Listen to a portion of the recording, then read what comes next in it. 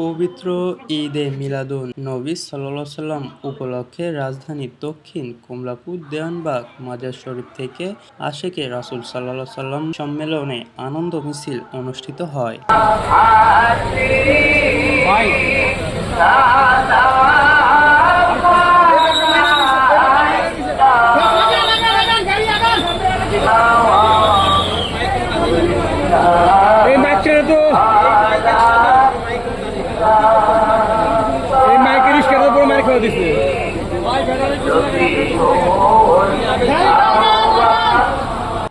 দিনব্যাপী আয়োজনে থাকবে কোরআন তেলাওয়াত, আলোচনা সভা, মিলাদ মাহফিল ও বিশেষ মোনাজাত।